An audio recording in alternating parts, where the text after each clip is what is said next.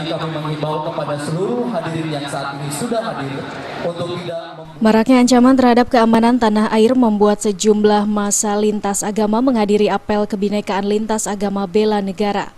Apel sendiri dipusatkan di lapangan Banteng, Jakarta Pusat. Acara menolak radikalisme, terorisme, dan narkoba dihadiri oleh Menteri Pertahanan Ria Mirza Triacudu, Menteri Agama Lukman Hakim Saifuddin, dan Ketua PBNU Said Akil Siraj. Acara bela negara ini diikuti dari sejumlah kalangan masyarakat, anggota TNI dan Polri, serta dari lintas agama. Apel kebinekaan digelar menyusul terjadinya aksi serangan teroris di Jalan Tamrin.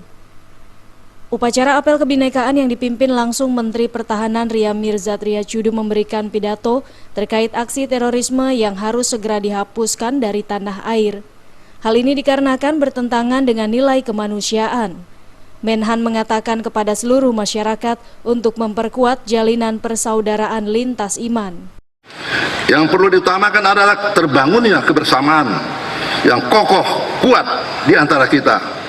Karena kebersamaan 250 rakyat Indonesia adalah kekuatan yang maha dahsyat, sehingga tidak akan ada kekuatan lain yang dapat melawannya, apalagi hanya teror-teror yang kecil yang merasakan. Saya ingatkan kembali, apapun yang terjadi, jangan pernah takut. Menghadapi musuh negara, mari kita hadapi dan kita selesaikan bersama. Semoga Allah Subhanahu wa Ta'ala, Tuhan yang Maha Pengasih dan Penyayang, senantiasa memberikan pertolongan dan pelindungannya kepada kita sekalian.